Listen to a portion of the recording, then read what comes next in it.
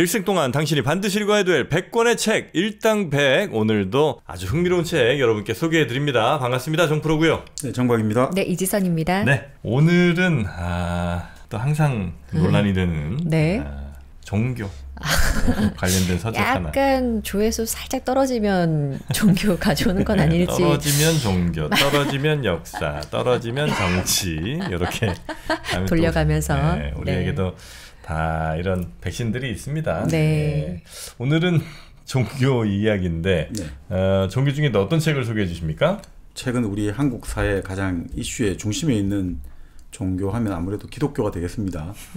현재 뭐 가장 이제 세속에서 가장 뭐 정치적인 사건들과 맞물려 가지고 아주 많은 사람도 동원되고 있고 또 많은 사람들이 참여하고 있는데, 근데 이제 그럴 때일수록 또 이제 과연 그 기독교가 바탕하고 있는 게 결국 성경이지 않습니까? 네. 결국 지금 이렇게 거리에 나오는 분들이나 또 홀로 조용히 기도하시는 분들이나 결국은 다 이제 하나의 어떤 의지체라고 해야 될까? 이게 다 성서가 될 텐데. 네. 그러면 결국 이제 가장 우리에게 중요한 게 이제 성서를 어떻게 읽을 것인가. 그런 것들이 하나 문제가 될 것 같습니다. 그래서 예전에 일당백에서 그 예수 하버드에 오다 해가지고 그 하버드 대학에서 신학 교수로 봉직했던 하비 콕스. 네. 어떻게 보면 참 이 시대 지금 현재 살아계신 신학자 분들 중에서 가장 뭐 어떻게 보면 첫 손가락에 꼽을 수 있는 분이죠. 1929년생이시니까. 네. 이 하비 콕스의 성서 어떻게 읽을 것인가, 이 책을 가지고 이제 성서를 읽는 방법이라든지, 그리고 이제 구체적으로 성서가 뭐 신약 구약 다 합쳐서 이 책에서는 66권으로 되어 있는데, 그걸 뭐 다 분석하고 이런 게 아니라 가장 이제 중요한 것들을 가지고 여러 가지 지금까지 성서학에서 여러 가지 발전시킨 그런 기법들이랄까, 여러 가지 역사학이랄까, 고고학이랄까 이런 방법론을 도입해가지고 하나씩 우리에게 이것이 오늘날 우리에게 어떤 의미가 있는지, 그래서 단계별로 그리고 여러 가지 방법론별로 해가지고 재미있게 분석하는 책이 있습니다. 그래서 바로 성서 어떻게 읽을 것인가. 그걸 가지고 뭐 다 우리가 다룰 수는 없고요. 여기 뭐 구약 신약 다 나와 있습니다만 또 신약은 최근에 많이 했던 것 같아가지고 결국 이제 구약에서 우리가 창세기, 제네시스죠. 창세기, 그리고 엑소더스, 출애굽기, 그리고 여호수아기, 세 가지를 가지고 한번 어떤 식으로 과연 읽어냈는지, 그리고 그것이 지금 우리에게 어떤 의미가 있는지, 이런 것들을 한번 살펴보면 우리가 이제 성서를 읽을 때 많이 이제 도움이 되지 않을까 이런 생각이 듭니다. 참고로 그 요즘 이제 교회가 굉장히 좀 이슈가 좀 되잖아요. 거기서 이제 태극기, 그다음에 성조기, 이스라엘기 등등이 나오지 않습니까? 왜 이걸 같이 들고 다니냐, 약간 좀 궁금하잖아요. 제가 그 비밀을 알았잖아. 뭔데요? 얼마 전에 그 우리나라 교회사 연구하신 분 이제 만나서 말씀을 좀 들었는데 외국, 그러니까 기독교 하면 천주교, 개신교이잖아요. 천주교는 이제 우리가 뭐 18세기, 뭐 19세기 이때 이제 중국에서 직접 배워오면서 이제 들어온 측면이 좀 크고, 개신교는 20세기, 그러니까 1900년 초반에 이제 뭐 미국이나 뭐 이런 데서 이제 많이 들어왔다는 거예요. 근데 들어올 때 그들이 갖고 온 게 세 가지가 있어. 성경, 뭐 하나님 말씀이죠. 그다음에 민족주의, 그다음에 신문물, 뭐 이 정도를 이제 갖고 왔다는 거예요. 뭐 충분히 그런 것 같아. 근데 그래서 그들이 갖고 올 때 성경책이랑 항상 태극기, 성조기 요걸 이제 늘 같이 갖고 다녔던 거예요. 그때부터 한 100여 년 전부터. 그래서 그때 사진들 보면 진짜 그렇게 성조기랑 이걸 갖고 있어요. 그래서 그 교회의 신자분들은 기본적으로 미국이 우리를 개화를 시켜주고, 그다음에 북으로부터 우리를 막아주고, 여기에 대한 그 보은의 심리가 굉장히 깊게, 아주 뿌리 깊게 있다는 거예요. 특히나 이제 주로 개신교들의 주 본산이 평양 쪽이었는데 거기서 다 쫓겨갖고 내려온 거야. 왜냐면 이제 그 북한의 사회주의랑 종교는 안 맞으니까. 그래서 거기서 있던 뭐 땅이며 집이 다 뺏기고 재산 다 뺏기고 이제 여기에서 살았으니 얼마나 공산주의자들한테 이가 갈립니까? 그래도 고마운 우리의 미국. 그래서 일단 반공 정서가 굉장히 강하고, 그리고 이제 미국에 대한 고마움 이게 이제 기본적으로 정서가 있다는 거죠. 오케이. 이스라엘기는 뭐야? 이스라엘기는 뭐야? 이게 이제 교회가 기본 스토리 이건 큰 역사로 보면 그 예루살렘을 시작했잖아요. 네. 예루살렘을 시작해서 점점 이제 퍼져갔잖아. 그래서 땅 끝까지 온 데가 이제 우리 코리아고. 네. 왜냐면 이제 대륙으로 따지면 제일 아시아 끝이니까. 그렇죠. 여기까지 이제 세계 만방에 이제 하나님 말씀을 전했죠. 그다음에 다시 돌아가야 될 곳은 이제 예루살렘. 지금 타 종교 등에 의해서 훼손되고 있는 예루살렘을 다시 이제 수복한다. 이런 의미로 기독교 그러니까 하나님의 예루살렘을 되살리기 위한 마지막 우리의 목적지 이런 의미로 이스라엘 길을 같이 든다는 거예요. 네.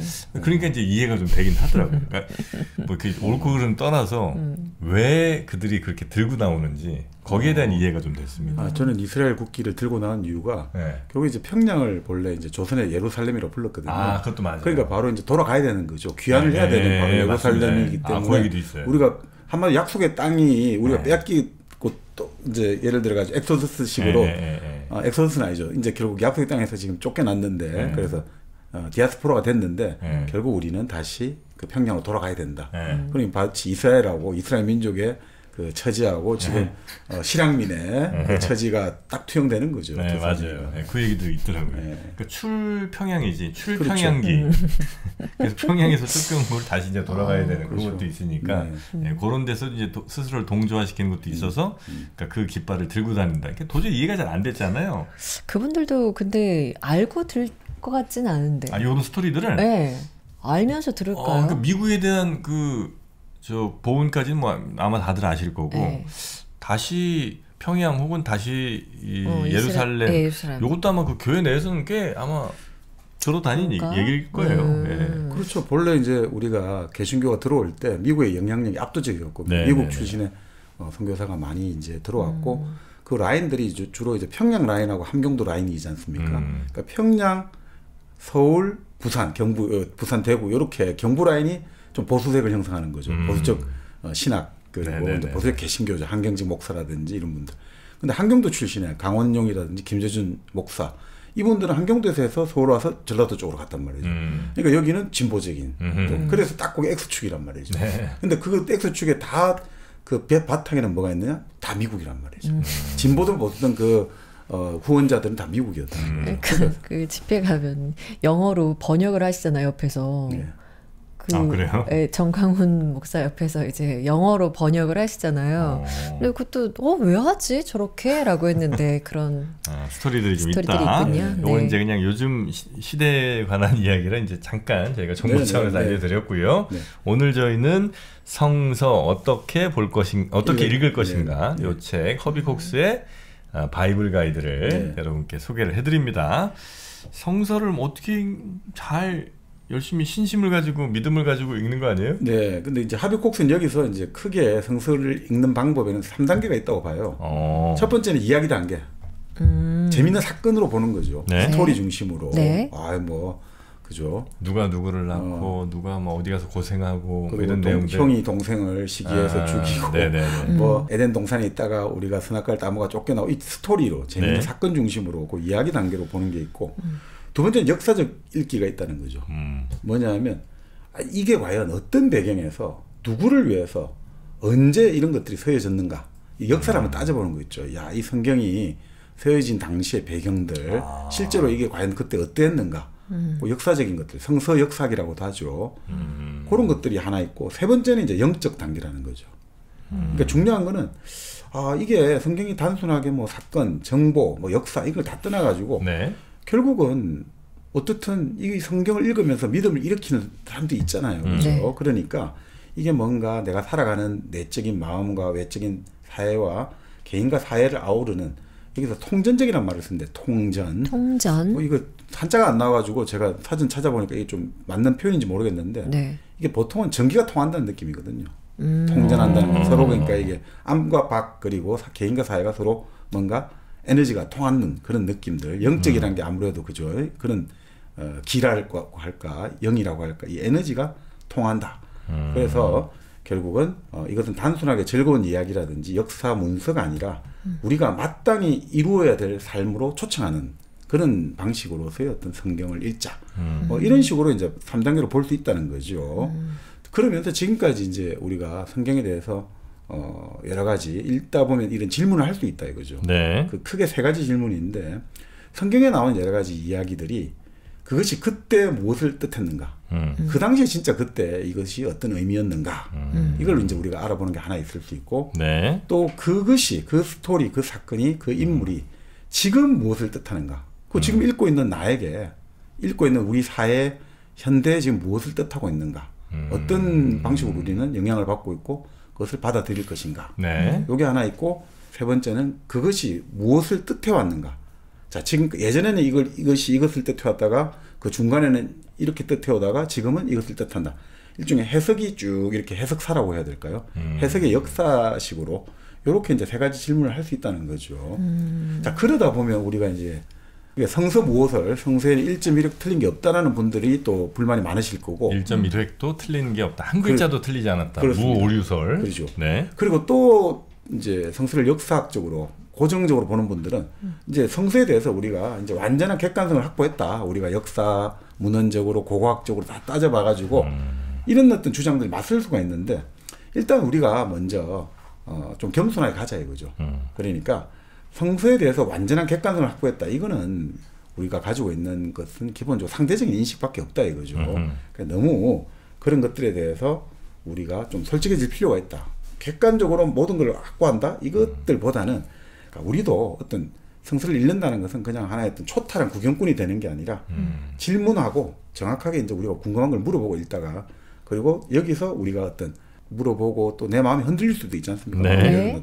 그럴 때 그런 것들을 다 가지고 그렇게 할 때만이 이제 성경이 우리에게 뭔가 말하는 바가 열어질 것이다. 그러니까 너무 그렇게 완전한 객관성을 확보했다는 주장에도 너무 좀 가는 것도 위험하고 네. 또 뭐 그렇다 하더라도 당연히 성서학이라고 해야 될까요? 학문적인 것도 도움을 준다는 거죠. 왜냐하면 성서가 우리가 무조건 1.1획이 없다 이래버리면 번역이 다 다르잖아요. 그리고 번역 계속 달라지잖아요. 네. 그럼 그것 좀 어떻게 설명해야 될 거냐 이거죠.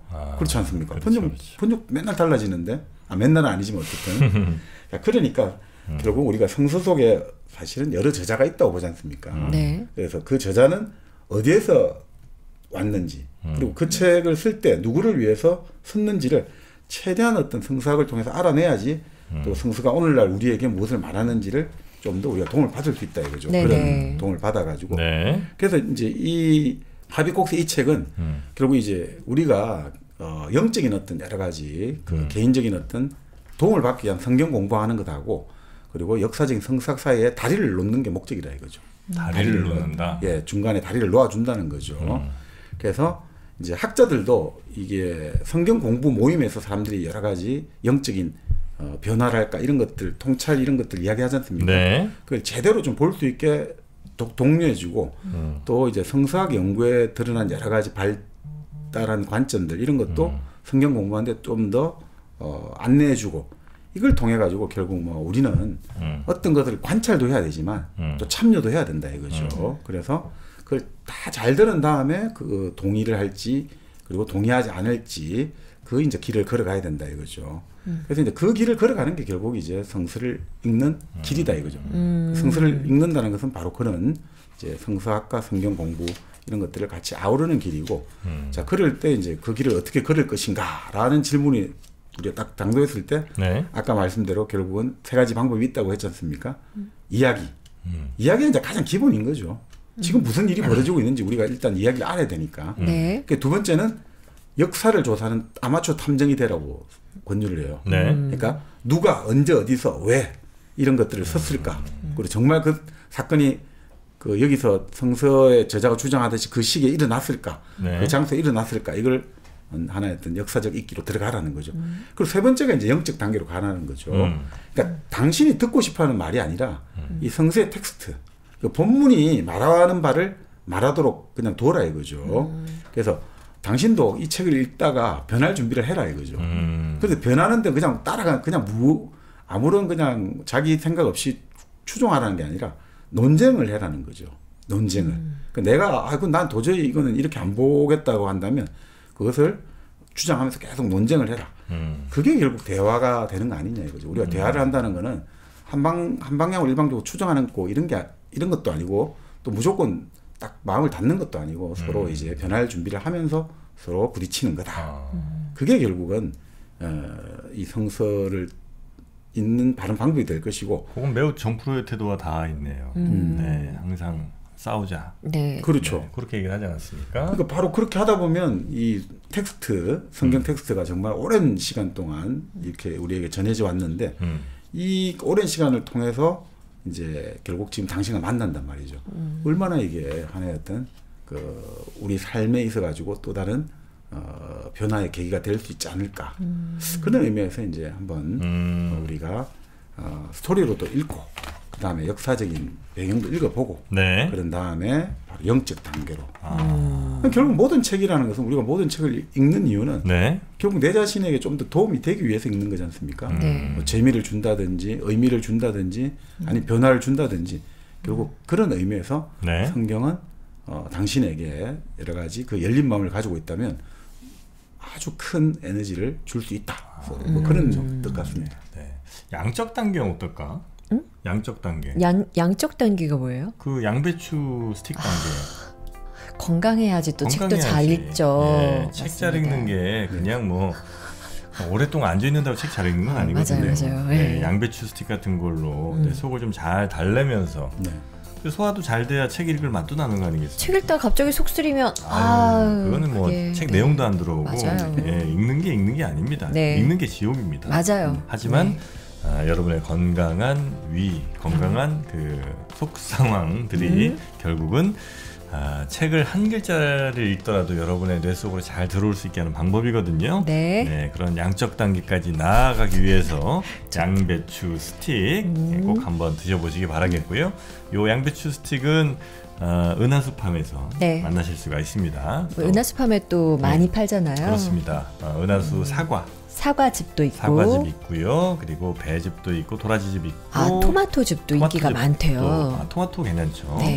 그리고 소선당 한우도 있죠. 또 홍삼은 뭐죠? 소백지향 홍삼 있죠. 맞습니다.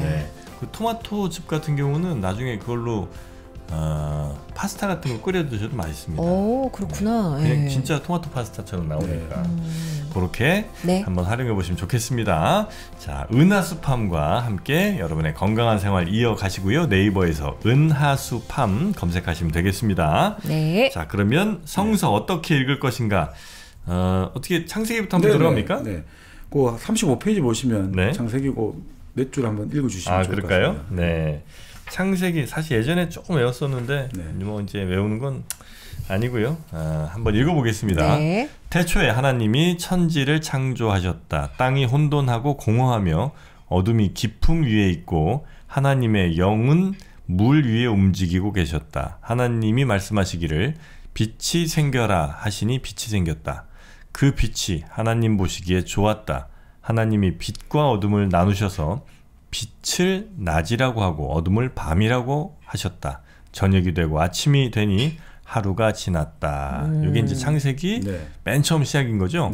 예전에 제가 읽었던 거는 좀 다르네. 이 번역들이 이제 뭐 개정 번역이 있고 공동 번역이 있고 여러 형태가 있는데 그 책에서는 이제 또 어느 하나의 형태를 따라 가지고 지금 번역자가 택하고 계시니까 좀 다를 수 있을 겁니다. 네, 이게 이제 제네시스 창세기에 처음 시작하는 부분입니다. 자, 이 창세기가 사실 여러 학자들이 연구를 해보니까 성경에 우리가 창세기 제일 먼저 나오니까 가장 오래됐다고 생각하는데 실제로 다른 책들보다 더 늦게 쓰여졌다라고 지금 보고 있습니다. 다른 성경 부분보다 더 늦게? 네. 왜요? 창세기면 제일 처음에 써야 되는 거 아니에요? 그렇게 이제 보통 생각하시는데 이 창세기 부분에 대해서 이 하비 콕스는 자료 분석 방법을 통해서 지금 우리에게 읽기를 권하거든요. 자료 분석 방법에 따르면 이 창세기를 하나님을 부르는 방식이라든지 이 어휘랄까 이야기 방식에 따라 가지고 적어도 저자 3명이 들어있다고 봐요. 3가지 방식이 있다고 봐요. 그래서 그걸 야훼라고 부를 때 야훼 자료라고 불러요. 그래서 우리 J로 씁니다. 야훼 자료, J 자료. 그리고 엘로힘이라고 또 부르지 않습니까? 그것도 따가지고 E 자료로 불러요. 그 다음에 이제 제사장 자료가 있어요. 프리스트 제사장. 그래서 J 자료, E 자료, P 자료 세 가지가 적어도 들어있고 그 연대는 야외 자료 같은 경우는 기원전 한 950년에서 850년 사이에 이게 쓰여졌고 엘로힘 자료는 그보다 100년 뒤에 들어갔고 제사장 자료는 그보다 또 150년 뒤에 들어왔다라고 보는데 그것도 또 요즘 연대가 도전받고 있습니다. 그러니까 적어도 여기 창세기에도 다 자료가 여러 자료가 들어있을 가능성이 높다라고 이제 보는 거죠. 기원전 한 950에서 850년 사이. 네. 아 그래요. 그러니까 이제 그 구약이라는 거는 예수님 오시기 이제 한참 전에부터 뭐 내려오던 거니까. 그 유대인들 사이에서 이제 모세오경이라고 하죠. 그럼 나머지는 몇 년도에 쓰여진 건데요? 이게 나중에 쓰여진 거면? 그러니까 이제 그 나중에 이제 좀 말씀을 드릴 텐데 이제 기원전 7세기 이때 이제 그 쓰여졌다는 말도 좀 있고요. 그 지금 예를 들어 가지고 바로 뒤에 나오는 엑소더스 출애굽기 같은 경우는 기원전 7세기 그리고 그 뒤에 나오는 여호수아기도 기원전 7세기 뭐 이런 식으로 조금씩 다르기도 합니다. 또 어떤 분들은 뭐 이런 여러 가지 창세기 관련한 이야기들이 사실 바빌론 유수라고 유대인들이 유다 왕국이 멸망하고 나서 바빌론에 끌려갔지 않습니까? 그때 이제 여러 이제 우리가 아는 조라스트교 이런 것들을 접하면서 뭐 이런 아이디어들을 채용했다는 설도 있습니다. 바빌론의 여러 신화들을 접하면서 했다는 설도 있고 또 뭐 우리 예전에 길가메시 서사시 하듯이 예전부터 그 메소포타미아 지방에 전해져 오던 천지 창조 홍수 이런 것들을 넣은 거 아니냐 그때도 한번 말씀드렸습니다만. 그러니까 이제 종교적인 그 믿음을 약간 좀 그러니까 비껴나서 이제 그냥 편하게 얘기를 하자면 어쩌면 믿음과 관련된 여러 뭐 책들 성서들이 있을 텐데 그게 있은 다음에 좀 완성이 좀 덜 된 것 같은 느낌에 있어서 야 처음부터 요 정도는 좀 있어야 되지 않나 싶어서 이제 나중에 창세기라든지 뭐 출애굽기 같은 게 더 덧붙여질 수는 있겠네 생각해 보니까. 그리고 이렇게 사실 시작해야지 흥미진진해가 계속 읽을 거가 아니냐 이거죠. 아 진짜 우리의 메시지 있는 부분을 더 그러니까 읽게 하기 위해서. 아담과 이브가 나오고 아브라함이 나오고 소돔과 고모라가 나오고 뭐 가인과 아벨이 나오고 아니 완전 스토리가 아주 흥미진진하지 않습니까? 뱀이 유혹을 해가지고 그 아담과 이브를 꼬드겨가지고 그렇게 우리가 쫓겨나게 됐다. 뭐 참 재밌는 일들이 많지 않습니까? 그러니까 이런 사실 이 바로 창세기에 보면 이 나오는 캐릭터들이 아주 매력적이잖아요. 예를 들어 아담과 이브, 아브라함, 이삭, 야곱, 요셉 아주 다 개성적인 사람들이 많거든요. 그러다 보니 사람들에게 흥미도 아주 줄 수 있고 또 그러다 보니 또 이게 역사적인 것들을 나름 이야기를 하고 있지 않습니까? 예를 들어 뭐 보통 보면 아브라함은 기원전 한 20세기 그리고 출애굽기 일어났던 시기의 모세 기원전 13세기에서 15세기 사이 뭐 다윗이나 솔로몬 왕은 기원전 한 10세기 이런 식으로 또 역사적인 걸 주장하니까 이런 거는 막 한번 서로 학문적으로 막 서로 전투를 막 벌이기도 좋다 이거죠. 그래서 사실 이 책의 이제 하비콕스 같은 경우는 적어도 이 넷 혹은 다섯의 저자가 각각 쓴 이야기를 묶은 모음집이 바로 창세기다라고 이제 보는 거예요. 그 모음집이다 이렇게 이제 보는 거죠. 자 그래서 당연히 이제 뭐 여러 가지 저자도 다양하고 또 이제 우리가 큰 이제 자료 자체도 아까 말씀드린 야외 자료, 엘로힘 자료, 제사장 자료 이렇게 크게 이제 또 세 가지 볼 수 있으니까 연구 방법이 다양해지는 거죠. 자 그러니까 이걸 봐라 이거죠. 이 성서의 처음부터 이게 아주 다원주의 아니냐 이거죠. 이렇게 다양하지 않느냐 이거죠. 그러니까 요즘 같은 종교 분쟁, 신앙들끼리 충돌하고 이러는데 이 종교 간 대화가 필요한 시대에 성서는 이미 창세기부터 일종의 다원주의를 보여주고 있다는 거죠. 여러 생각들을 받아들이고. 그렇습니다. 그렇게 성서가 물론 이제 요건 이제 성서 연구하는 분들의 주장이니까. 물론 이제 신의 뜻에 의해서 쓰여졌겠습니다만 여튼 그 작성한 사람들은 이 사람 저 사람 또 다른 사람 등이 덧붙이고 혹은 이제 그 사람들이 같이 뭐 모여서 썼든 뭐 그건 잘 모르겠습니다만 여튼 다른 사람들이 각자의 어떤 입장이든 각자의 알고 있는 스토리를 이렇게 뼈대에 이제 점점 더 살 붙이고 뭐 이렇게 하면서 완성을 했을 거다라는 그런 분석인 모양이네요. 그런 것들이 묶어졌다 이거죠. 어느 순간에 편집이 되었다라고 보는 거죠. 그러니까 사실 여기 바로 이 창세기에는 크게 보면 좀 아까 말씀드린 바로 야외 자료하고 그 제사장 자료에 따라 가지고 이게 약간 달라요. 창조를 바라보는 게. 그래요? 그러니까 야외 자료는 아무것도 없는 상태에서 이제 창조가 됐다고 보는 거고 이 P자료, 제사장 자료의 저자는 이 뭔가 카오스에서 형체를 빚어내는 시나리오를 선호하는 게 나오거든요. 조금씩 달라요, 이게 이제 분석하다 보면. 그게 창조라는 게 아예 아무것도 없는 진짜 우리가 생각하는 무에서 창조가 되었다라고 이제 보는 하나의 어떤 관점이 있고, 네. 아니 뭔가 카오스 같은 막 혼돈 상태에서 뭔가 빚어내는 것들, 이 두 가지가 딱 분석해 보면 나오거든요. 네. 그게 사실 창조라는 뜻이 히브리어로 바라라고 한다고 합니다. 바라. 네, 바라. 그런데 이 뜻이 이 말은 이 성서에서 하나님의 활동에만 사용한다는 거예요. 그러니까 예를 들어 우린 밥을 먹는다. 예를 들어 부모님에게는 진지를 드시냐지만 임금에게는 수라라고만 쓰듯이 네. 이 바라라는 말은 하나님의 활동에만 쓰는데 이 말은 건물을 짓고 뭐 만들고 이런 게 아니라 정돈하는 거래요. 정돈하는 거. 정돈. 그리고 역할을 할당하는 거랍니다. 이때 창조라는 것은 정리정돈하고 역할을 할당해 주는 거. 마치 혼돈에서 뭔가 그죠? 우리가 하나하나 질서를 분류를 하고 질서를 하는 그런 느낌하고 좀 비슷하죠. 그럼 카오스에도 가깝지 않나요? 그렇게 볼 수도 있죠. 만약에 애초에 바라라는 뜻을 보면. 네. 자, 그래서 결국 이러니까 질문이 나올 수밖에 없겠죠. 그러면 세상 태초에 하나님이 하늘과 땅을 만들었는데 그 전에는 하나님은 다른 어떤 일을 하고 계셨는지, 그리고 정말 세상을 지금 말씀드린 무에서 만들었는지, 아니면 이미 존재하는데 형체가 없는 그런 뒤섞인 카오스에서 만들어내셨는지. 근데 이게 결국 왜 중요하냐면 이게 나중에 악의 문제와 연결되거든요. 선과 악을 나눌 그렇죠. 때 왜 원래 존재했던 것 중에 하나님이 너는 악, 너는 선 이렇게 이제 정해줘서 그 악이 됐을 수도 있는 거고. 그래 되면 좀 이상하잖아요, 그죠? 네. 그런 느낌을 좀 이상하잖아요. 하나님이 악을 만들었다면 좀 이상하잖아요. 네. 그러니까 이게 예민하게 부딪히는 거예요. 그래서 사실 무에서 만들었다고 하면 바로 그런 문제가 지금 나오니까 그래서 좀 더 위에 만들어진 제사장 자료에서는 카오스에서 뭔가 하나님이 정리정돈을 하고 분류를 했다라는 걸 좀 더 선호한다는 거죠. 그래서 카오스가 바로 세상의 악과 무질서의 근원이다라고 해석을 해버리면 되잖아요. 그래서 이제 뒤로 갈수록 전적인 무에서 창조됐다기보다 카오스라는 게 본래 있었던 거야. 그래서 거기서 결국 무질서가 악이 된 거 아니냐. 그러니까 안 그러면 이게 무질서 악을 하나님이 무에서 만들었다, 그 악도 만들었다 이래버리면 참 애매해진단 말이죠. 네네네. 그래서 이게 뭐 이런 식으로 설명을 하는데, 문제는 그렇다 하더라도 그러면 창조가 시작되기 전에 하나님과 뭔가 카오스 상태 뭐가 있었다는 거 아니냐. 그거는 뭐고 그거는 누가 창조했는지. 그러니까 바로 아까 지금 읽어주셨지 않습니까? 태초 하나님이 하늘과 땅을 창조했는데 형체 없는 공허고 땅은 형체 없이 공허했고 어둠은 깊음에 있었다.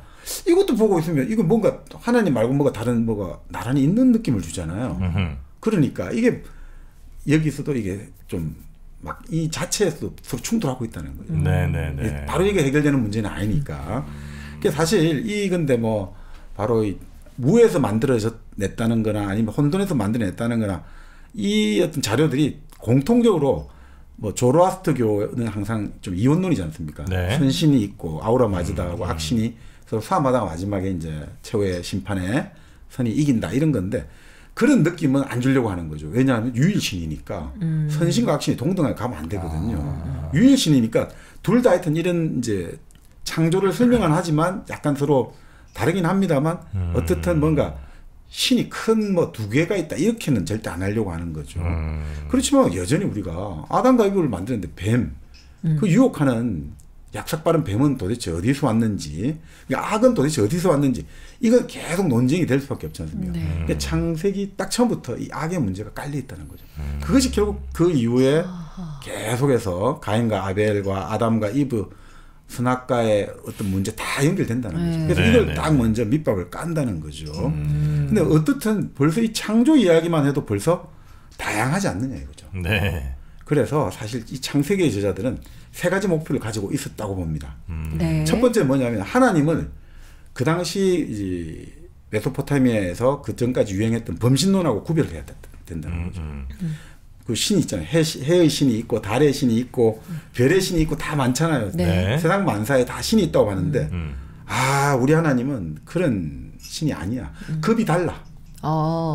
급이 다르단 말이지. 그러니까 우리 하나님은 이게 시시하게 뭐 다른 신들과 경쟁하고 이런 게 아니라 아예 차원이 다르다. 그 모든 신이 만약에 있다 해도 그 위의 신. 그렇죠. 그 신급이 아니라 맞습니다. 그러니까 뭐 어떻게 해야 됩니까? 완전 클래스가 다르다. 그러니까 본래 성서도 보면 몇몇 곳에서는 다른 신들의 존재가 조금씩 언급되거든요. 네. 그 약간씩 흔적이 나오거든요. 근데 어쨌든 하나님은 급이 다르다. 그래서 일반적인 범신론에 뭐 해의 신이 있고 별의 신 이거하고는 완전히 차원이 다르다. 네. 이걸 보여주고 두 번째 이 각각의 이 제자들은 자기 시대 있을 때 각 시대가 좀 다를 거 아닙니까? 아까 뭐 기원전 950년 그다음 네. 150년 100년 다른데 결국은 이렇게 생각을 했겠죠. 왜 인간의 삶은 지저분하고 야만적이고 짧은가? 왜 우리 살아가는데 악이 들어있냐 이거죠. 하나님은 이미 만들고 아름답다고 해놓고 왜 근데 우리 인간이 살아가는 삶에는 악이 있고 내 마음속에도 악이 있느냐. 그러니까 이런 만족스러운 답을 못 찾았으니까 이 창조 이야기를 이런 식으로 좀 남긴 거 아니냐. 이렇게 모순되게 좀 만든 거 아니냐. 아니, 우리가 답을 얻어내면 창조할 때 이래서 이렇다 하면 되는데 이 창조 얘기 자체도 우리가 지금 질문이 될 수밖에 없는 게 지금 이 제자들이 썼던 시대 자체도 모순과 혼돈의 시대니까 묻고 싶었다 이거죠. 네. 그래서 그런 것들 자기 시대에 초점을 맞췄기 때문에 창조의 여러 가지 창세기 이야기가 이렇게 나왔다 보고 네. 이 세 번째 견해가 아주 재밌습니다. 뭐죠? 이 창세기가 보여주는 거는 탈중앙화라는 거예요. 창세기가? 네. 탈중앙화? 결국 그 당시에 이제 본격적으로 족장, 부족장 시대에서 계속 왕의 시대, 국가의 탄생으로 힘이 계속 모아지는 시대였잖아요. 네. 이때 이 창세기가 보여주는 건 탈중앙화라는 거예요. 분권화, 분산이라는 거예요. 뭘 봐서 그렇죠? 자, 하나님의 첫 행동이 뭐냐 이거죠. 빛과 행동? 어둠을 나눴단 말이죠. 예. 네. 나눈단 말이죠. 그래서 그 이후 행동도 계속 만들어내고 나누고 복잡성이 증가합니다. 최초에 하나 뭔가 뭉쳐있다 이러시면 계속 나누고 붕괴시키기 시작합니다. 하나의 어떤 포괄적으로 딱 만들어 놓고 단일한 거에서 둘 이상의 가능성 계속 변화를 복잡성을 계속 증대시켜 나갑니다. 그래서 하나님은 어떻게 보면 자기의 단일성을 양보하고 다른 독립적인 힘의 중심들을 우주 전체에 배치하기 시작합니다. 그래서 자기 통치권을 나누는 데 열중한 분이라는 거예요. 그게 결국 나중에 자유의지를 인간에게 줬다는 거죠. 그런데 다른 주변의 어떤 신이나 왕들은 어떻습니까? 다 자기한테 모든 힘을 모으려고 하는데 네. 이 바로 하나님, 창세기 하나님은 끊임없이 복잡하게 나누고 한다는 거죠. 그래서 인간에게도 네. 동물의 이름을 지으라고 책임을 주지 않습니까? 네. 그러니까 존재와 힘을 모두 독점하는 힘이 하나님이 아니라 그 독점을 권력을 버리는 하나님이라는 거죠. 근데 그럼 어떻게 보면 당시의 유대인들의 바람 같은 게 거기에 녹아 있을 수 맞습니다. 있는. 네.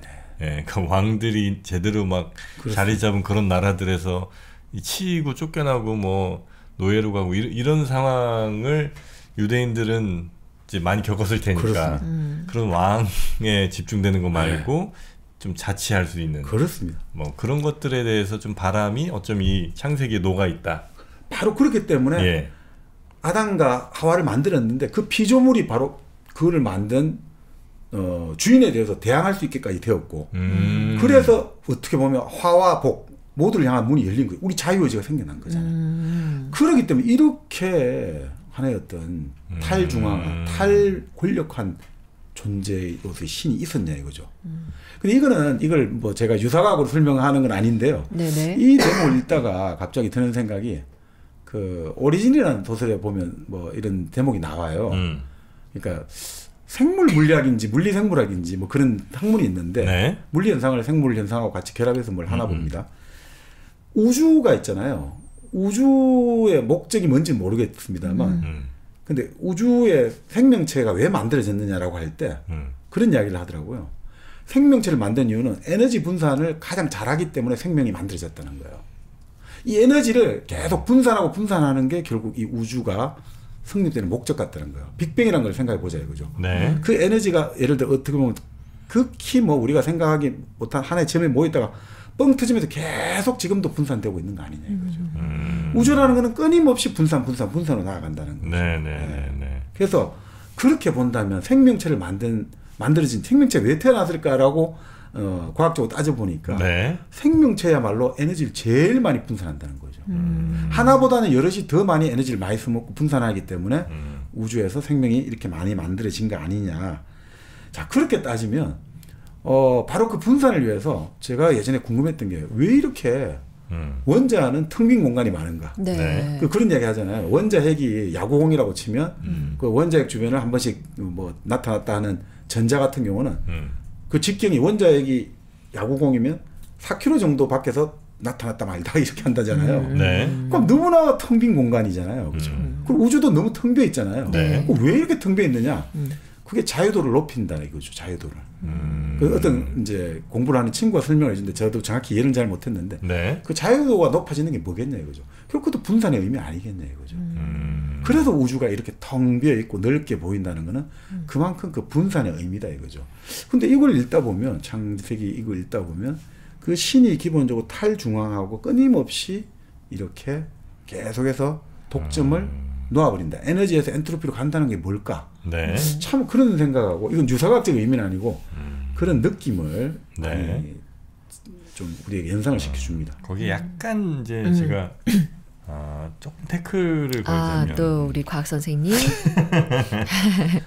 생명체가 줄 수 있는 영향이라는 거는 우주 전체 힘에 아무 의미가 없다라고 해도 괜찮을 정도로 매우 매우 미미하다. 왜냐면 이제 뭐 우주 에너지 이런 것들은 이제 워낙 규모 자체가 좀 다르기 때문에 그 예를 들면 지구의 생명체가 어마어마하게 많지만 과연 그 힘을 다 모은다 한들 아주 작은 뭐 궤도 하나 바꿀 수 있겠느냐, 그것도 이제 안 될 정도니까 거기 이제 너무나 미미하다는 생각이 이제 한편으로 살짝 들고요.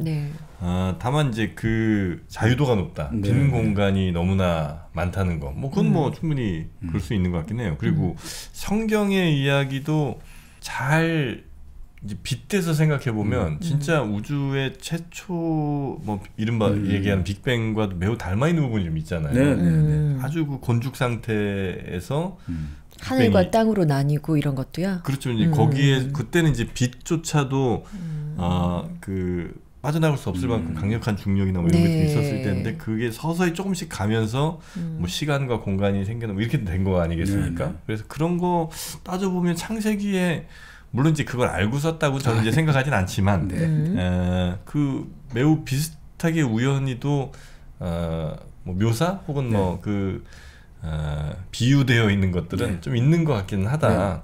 그러나 저는 하여튼 뭐 비종교적인 사람이라 뭐 크게 신뢰는 하지 않습니다만 항상 이 창세기를 볼 때마다 또 어떻게 커피는 만들어졌을까 궁금하긴 하죠. 그렇죠. 어떻게 커피까지 창조하셨나. 그건 너무 진짜 대단한 맞습니다. 것 같다. 네. 커피는 커피 원두가 있고 그걸 또 잘 로스팅을 해서 그걸 이제 그렇죠. 갈아서 이제 물을 내리면서 그 물에 또 흡착되는 뭐 이런 것들이 이제 결국 뭐 별거 아닌 것 같은데 그게 우리 삶의 질을 굉장히 높여주잖아요. 맞아요. 진짜 신께 감사한 정말 신의 음료 같은. 아르테미스. 그 마시고 있습니다 지금. 지금 드시고 계시는구나. 저도 집에서 요즘 아르테미스를 많이 먹습니다. 저도 먹어야겠네요. 여기다 타면 되죠? 바로 타면 되죠. 저 한번 타서 마시겠습니다. 500ml면 제가 볼 때 2봉 타면 딱 좋습니다. 요거죠. 요 아르테미스 이렇게 딱. 그렇습니다. 찬물에도 잘 녹고 뜨뜻한 물은 더 잘 녹고. 한번 타서 마셔보겠습니다. 신기할 정도로 잘 녹아요. 근데 정말 잘 만드셨더라고요. 향도 좋고. 아르테미스 또 이제 디카페인도 있으니까 혹시 내 카페인 좀 부담되는 분들은 직접 요 디카페인 제품을 드셔도 찬물에서도 어떻게 이렇게 향기가 나나 모르겠어. 그리고 지금 딱 뜯자마자 지금 향 싹 퍼지죠.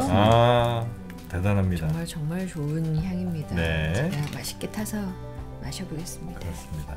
자, 일당백과 늘 함께하는 1kg 커피에 아르테미스 동결 건조 방식으로 커피 향과 맛을 동시에 한번 드셔보세요. 제가요? 네네. 그래 괜찮을까요? 네네네. 입 대고 마시면 어떡해요? 이쪽이야. 그래도 진짜 맛있어요. 자, 아르테미스. 커피 한 잔 마시고 또 속 바짝 차리면서 다시 한번 달려봐야 되겠네요. 아르테미스 만나보시려면요. 네이버에서 1kg 커피 검색하시면 바로 만나실 수가 있습니다. 꼭 한번 검색해서 만나보시기 바랍니다. 근데 바로 이렇게 이제 창조가 나오자마자 악이 나오죠. 바로 아담과 하와와 뱀이 나오죠. 그러니까 이게 아담이 사람이란 뜻이잖아요. 하와는 생명이란 뜻이고 그래서 이제 결국 이 에덴 동산 그 에덴 동산이 히브리어로 기쁨이라는 뜻이니까. 기쁨의 동산에서 정말 기쁘게 살고 있었죠. 근데 바로 사람인 것에 만족하지 못하고 하나님처럼 되고 싶은 거죠. 뱀이 꼬시지 않습니까? 네. 야, 저거 먹으면 너희도 신처럼 되리라. 자, 그러다 보니까 하나님은 그걸 포기했잖아요. 전적인 지배권을. 근데 하나님이 포기했는데 우리 인간들은 그걸 갖고 싶은 거가 된 거죠. 자, 그래서 이게 창세기 같은 경우는 결국 이제 어떻게 보면 이렇게 봅니다. 이 저자는 그게 뭐 예전에 에덴 동산에서 일어났던 그 순간의 선택이 잘못된 게 아니라 지금 현재 우리의 문제라는 거죠. 아담과 하와는 지금 현재 우리라는 거죠. 우리는 지금 아담과 하와가 선택을 잘못해서 우리 먼 조상이 선택을 잘못해서 지금 저주를 받은 게 아니라 우리 스스로가 집단적인 자아도취와 무책임이라는 과일들 속에 지금 우리가 갇혀 있다고 보는 거예요. 네. 그러니까 아담과 하와가 그 과일을 그죠? 우리가 신이 지금 방금 포기한 전적인 지배권을 갖고 싶어 가지고 그 과일의 도치해가 따먹으려고 했는데 지금 우리는 현대판 아담과 하와인 우리들은 집단적인 자아도취 그리고 뭐 어떻게 되겠지 딱 따먹고 나서 만약 문제 생기면 뱀이 그랬어요. 뱀이 우리 보고 우리가 딱 그렇지 않냐 이거죠. 무조건 말하면 그건 우리 책임이 아닌데요. 우리 영역이 아닙니다. 그건 우리 분야가 아닙니다. 우리는 항상 그게 준비가 되어 있지 않습니까? 그건 우리 담당이 아닙니다. 네. 딱 뱀이 우리에게 말했어요. 뭐가 다르냐 이거죠. 그래서 다른 이들에게 책임을 전가하는 것들 바로 우리가 책임을 지려고 하지 않는 것들 의미에서 우리는 지금 현재 그 여전히 아담과 하와의 그런 면에서 이제 반복하고 있다는 거죠. 사실 좀 그런 생각이 많이 듭니다. 이게 응답을 해가지고 한다는 게 책임을 져야 되는데 우리는 응답을 하지 않고 내가 그랬습니다가 아니라 뱀이 그랬어요. 이렇게 해서 책임을 회피한단 말이죠. 근데 응답을 한다는 거는 내가 책임을 지겠다라는 건데 자 그런 의미에서 근데 우리가 이제 책임을 지게 됐는데 근데 밀턴은 이 재밌는 말을 하죠. 신라곤을 지금 밀턴이 있지 않습니까? 네. 로스트 파라다이스 아닙니까? 그래서 결국 우리가 낙원을 빼앗기게 되었다.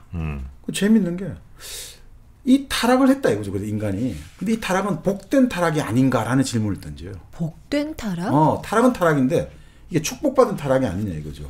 그러니까 그냥 우리가 에덴의 정원에 계속 남았으면 누렸을 복하고 타락한 이후에 에덴 동산에 쫓겨나가지고 지금 에덴의 동쪽에 살면서 받은 복이 더 크지 않을까라고 이야기를 하고 있어요. 무슨 말이냐면 이렇게 보는 거죠.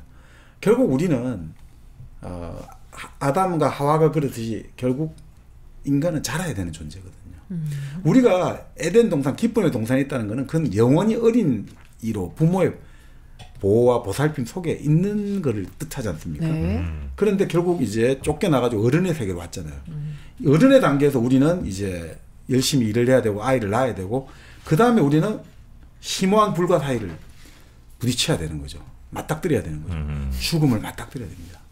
자, 추방된 후에 우리가 이제 죽을 존재라는 것을 인식하면서 날마다 산단 말이죠. 네. 이건 과연 복인가 벌인가예요. 복인가 벌인가.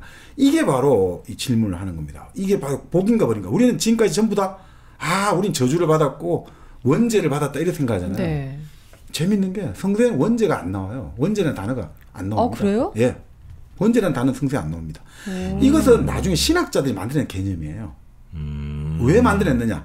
우리가 열심히 좋은 삶을 살려고 하잖아요. 우리 하나님에게 내 모든 것을 바치고 헌신하고 이웃에게 사랑하고 원수를 사랑하고. 근데 그럴 때마다 잘 안 되잖아요. 그럴 때 신학자들이 달래주려고 그게 우리를 자절시키는 나 이렇게 열심히 살렸는데 왜 안 될까? 그럴 때 신학자들이 만드는 개념이 우리 원죄가 있어서 그래. 우리 원죄가 있어서 그런 거야. 이렇게 만드는 개념이라는 거예요. 결국 우리가 과거 역사의 왜곡을 상속받았잖아요. 엄마, 아버지, 그리고 우리 사회, 우리는 편견, 선입견 그런 걸 상속받았잖아요. 그러면서 또 우리는 그래서 우리가 그 한계의 인간으로 살아가면서 동시에 또 그 한계를 또 다음 세대에 물려주지 않습니까? 그러니까 이 원죄라는 개념은 바로 그런 거를 우리가 깨닫게 해주는 개념이라 이거죠. 우리가 살아가는데 여러 가지 살면서 내가 왜 이상을 가지고 있는데 왜 현실에서 제대로 실현이 안 될까? 그게 결국은 원죄라는 개념을 도입하면 쉬워지지 않습니까? 네. 우리가 받은 게 있어서 그래. 그래서 우리가 항상 그것을 우리의 죄를 인식하면 우리는 좀 더 겸허해지고 좀 더 다른 사람들에게 너그러워질 거야. 이런 개념으로 할 때 참 좋지 않습니까? 바로 그래서 원죄라는 개념이 나왔는데 이거를 예를 들어 가지고 너무 이제 생물학적으로 이게 유전병처럼 그러니까 마치 자식을 낳으면 무조건 원죄다. 그래서 마치 나중에는 섹슈얼리티까지 성 자체까지 불순하게 본다. 그렇게 하면 안 된다는 거죠. 요즘 어떤 신학자도 그렇게 안 본다는 거죠. 마치 자식을 낳는 그거부터가 원죄다. 그거는 존재하지 않는다라고 본답니다. 자, 그래서 그러면 원죄라는 거를 결국은 우리가 딱 한마디로 보면 이렇게 볼 수 있다는 거죠. 그리고 아담과 하와가 하나님처럼 되려고 했지 않습니까? 선악과를 따먹어가지고. 그래서 결국은 자신과 타인을 뭔가 통제권을 전적으로 행사하려고 했기 때문에 결국 쫓겨난 거잖아요. 그럼 지금 우리도 아담과 하와처럼 나 자신과 타인을 지배하려는 열망에 우리도 여전히 사로잡혀 있지 않습니까? 뭐 사회로 치면 사회나 국가나 민족이 다른 민족, 다른 국가를 지배하려고 하는 바로 그런 것들 속에서 우리가 우리가 그 원죄라는 개념을 좀 떠올리면 더 좋지 않을까 싶고, 네. 그래서 이제 신학자 라이놀트 니버 같은 경우, 니버라고도 하는데, 이 사람은 원죄를 이렇게 설명합니다. 원죄라는 게 뭐냐 이거죠. 원죄는 인간 개인도 좋고 국가도 좋습니다. 이 국가나 개인이 자기 자신이 보기에 옳거나 선하다고 판단한 것이 다른 모든 이들에게도 옳거나 선할 거다라고 생각하는 경향이라는 거예요. 그러니까 내가 좋다고 생각하는 게 남에게도 좋아라고 생각한다는 거예요. 그러니까 흔히 말하는 독선인 거죠. 내가 옳다고 생각하면 남들도 이걸 옳다고 생각해야 돼. 이게 원죄라는 거예요. 이게 우리가 내가 독점하려고 하고 지배하려고 하는, 내가 선악과를 따먹고 내가 이제 시비를 다 나는 선악을 판단하게 됐어. 그러니까 내가 말하는 게 선이고 내가 선이라고 말하면 남들 전부 다 선으로 생각해야 돼. 이게 바로 원죄라는 거예요. 근데 아이들도 이제 원죄를 가지고 태어난다고 막 그러잖아요. 그럼 아이들에게도 그게 적용되는 건가요? 그치?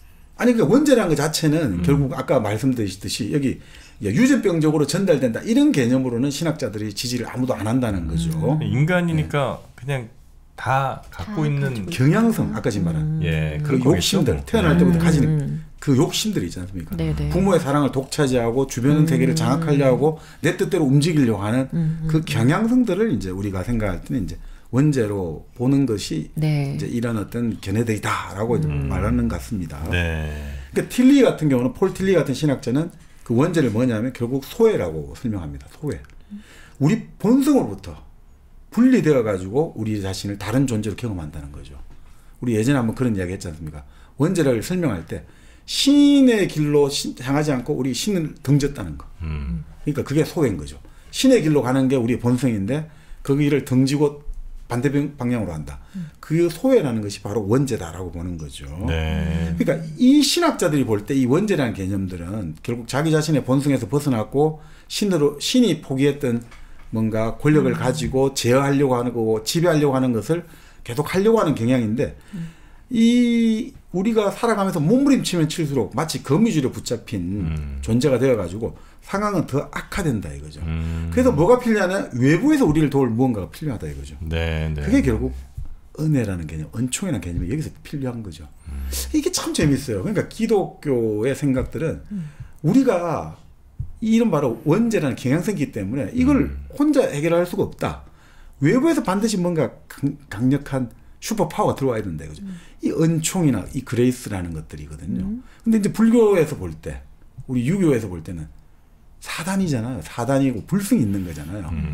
너 마음만 고쳐먹으면, 너 마음만 제대로 보면 그 순간 바로 부처가 되는 거야 라고 보는 거라고. 여기서는 반드시 뭐 개념이 뭐 여러 가지 또 그 논의를 해봐야겠습니다만 하여튼 외부의 존재가 필요하다는 거. 내적으로 내가 힘을 모아가지고 딱 기도를 하고 이래가지고 해서 내가 스스로 구원을 받는 게 아니라 반드시 뭔가 은총, 은혜가 들어와야 된다는 거. 이게 참 다른 것 같아요. 네.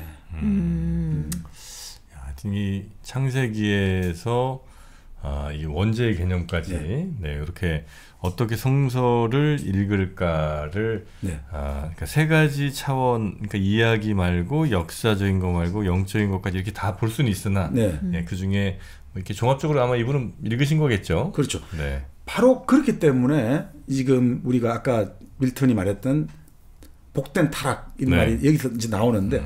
자, 바로 그래서 이제 원죄라는 개념들에 대해서 약간 이제 오해를 좀 틀어내고, 자, 그 상태에서 그럼 우리가 원죄를 지었다고 하는데, 그 원죄 때문에 우리는 이제 불멸의 존재가 아니라 필멸의 존재가 됐잖아요. 그런데 인간의 고유성, 인간의 장점은 어디 있냐 이거죠. 인간이 가장 다른 동식물하고 다르고, 오히려 신하고도 다른 유일성의 장점이 어디 있냐 이거죠. 이성일까, 상상력일까, 언어를 사용하고 도구를 사용할까? 바로 우리가 이렇게 쫓겨나면서 죽게 되었다는 거. 죽음을 매일매일 인식할 수 있다는 게 인간의 가장 복이라는 거예요. 호모사피엔스가 출현할 때 다른 이제 유인원하고 달라진 첫 증거가 뭐냐면 있잖아요. 무덤을 만들고 매장 표지를 하는 거예요. 고인돌하는 거. 저번에도 말씀을 드렸습니다만 침팬지라든지 이런 거는 새끼가 죽잖아요. 처음에 좀 끼고 있다가 어느 순간에 그냥 버리고 가거든요.